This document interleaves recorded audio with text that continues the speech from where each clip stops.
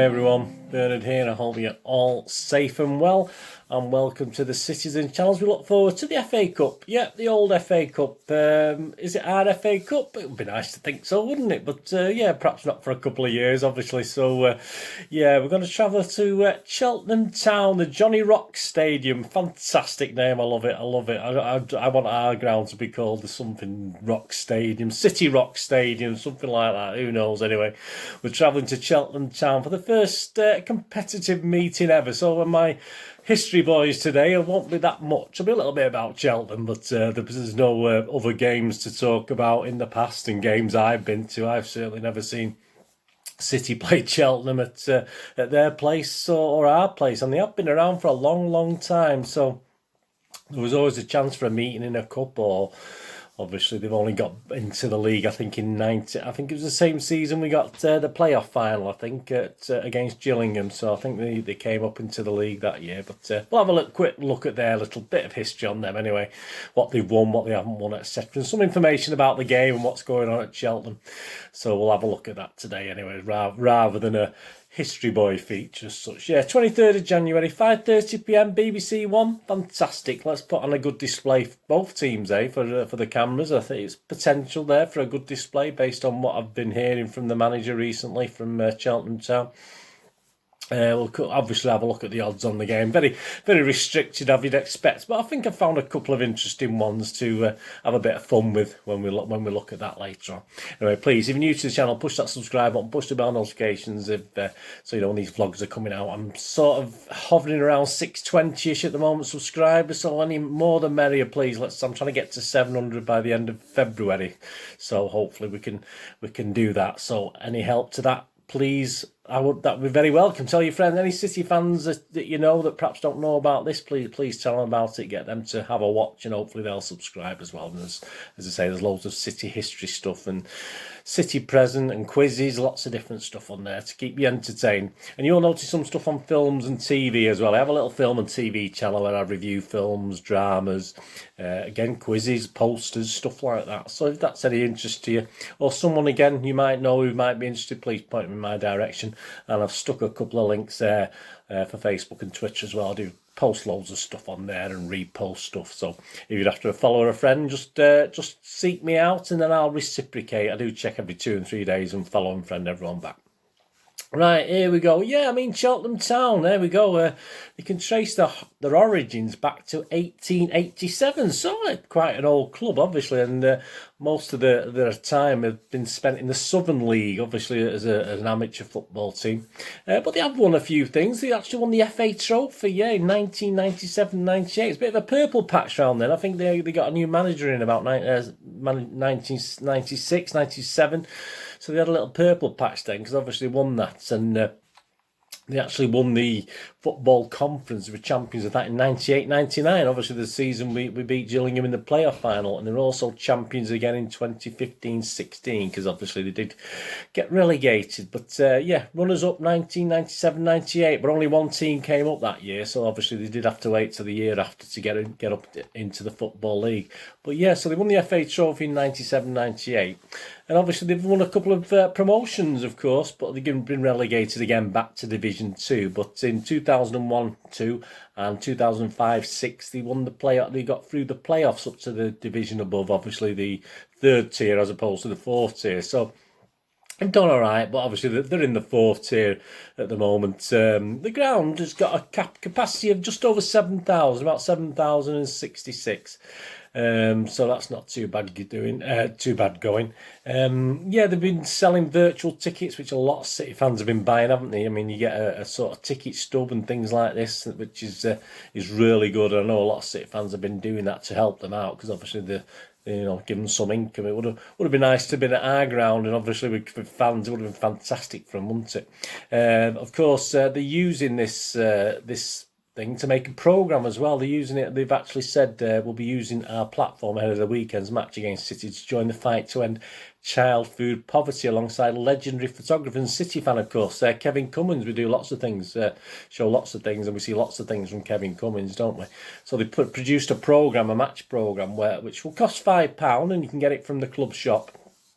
But obviously half of the profit, 50% of the profits they make on selling this thing will actually go to that child poverty charity. So that's a really good investment. If you go onto the club shop and you can actually, don't do what I did. I bought a couple for me and my lad, and I forgot to put postage on. So at the moment I've got to go up to Cheltenham, down Cheltenham and collect it. But yeah, I have emailed them to ask if I can just pay the extra and have it posted, because I don't think I'm really going to drive all the way down to Cheltenham ever to pick them up. So there you go. At the moment I've got 2 programs sat on a counter in Cheltenham, but hey, that's typical. It's old age. I blame old age anyway.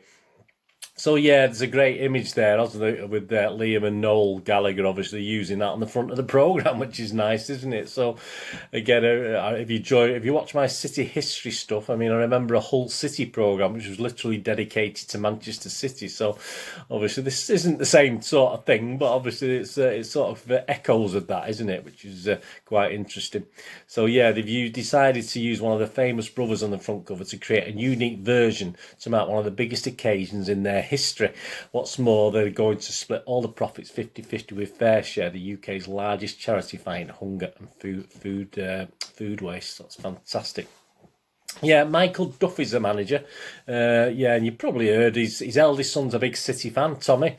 And his youngest son, Jack, is a United fan. So, I mean, we can't have everything, can we? Obviously, Jack's not obviously been brought up properly, but we forgive him that, don't we? And yeah, he was an ex-Northern international defender, and he's actually beat City as a player. He was actually in the Berlin team that defeated Pellegrini's City in March the 14th, 2015. So there you go. We have beaten him playing for Burnley, etc. But obviously, at least he knows how to beat.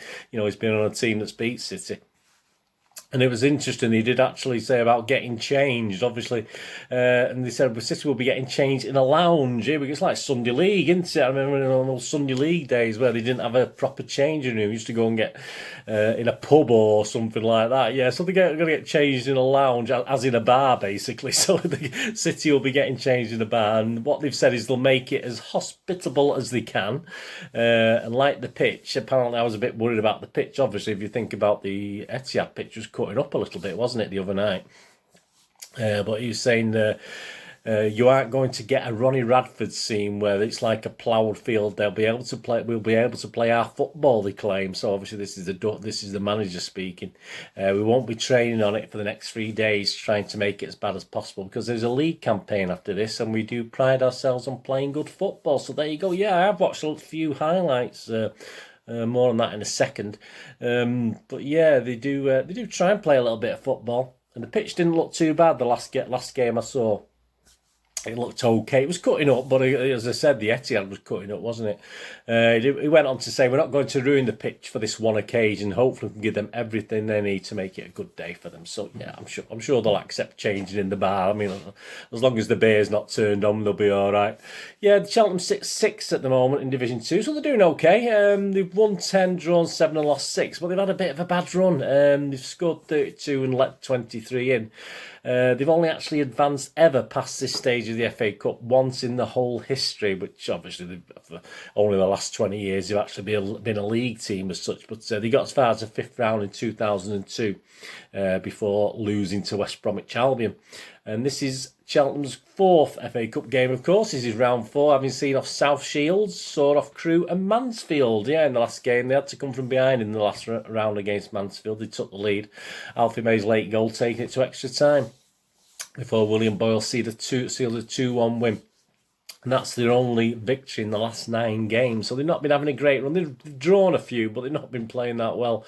And interestingly enough, I mean, there was a new world record set in the last home game, unfortunately for Cheltenham, but by the opposition, as Tom King's goal for Newport County in a 1-1 draw at Cheltenham Town actually set a new world record. It's been officially measured at 96.01 metres, 105 yards, making it the longest distance strike in football history. And this has been confirmed by the Guinness World Records. Yeah, so King scored direct from a goal kick on the edge of his 6-yard box in the 12th minute to give Newport the lead before Matty Blair equalised just before half-time. So there you go. And as a goalkeeper, I have actually scored from a goal kick as well. So I I don't think I'm in the Guinness Book of Records though, but yeah, I did. It wasn't the biggest pitch. It was probably, and it was a lot of. There was a big wind blowing behind me, but I have actually scored. So yeah, it probably wasn't 96 metres. I'd probably about 90. I mean, my scoring effort from being a goalkeeper. So there you go. So I do have some fame to claim there, but an interesting police notice actually. Obviously, the police have actually warned fans of Cheltenham. They've issued a start warning actually to football fans ahead of the clash with City. They've said extra patrols will be enforced around Johnny Rock Stadium, ready to find anybody turning up to spot players from the Premier League Super Club. That's the police's words, not ours. Hey, Premier League Super Club, hey, massive club, hey. We're not a small club, are we? Obviously, that's the police. The police know what they're doing, don't they? Officers have warned it's unlawful to gather on Whaddon Road. Yeah, and that used to be the name of the ground, I think, Whaddon Road. That's obviously the main road it's based on.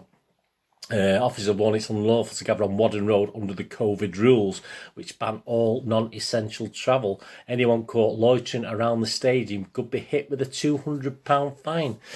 Cheltenham Police tweeted, "We will have officers on patrol in Whaddon on Saturday to ensure that people do not gather for Cheltenham's official FA Cup game against Manchester City." There you go.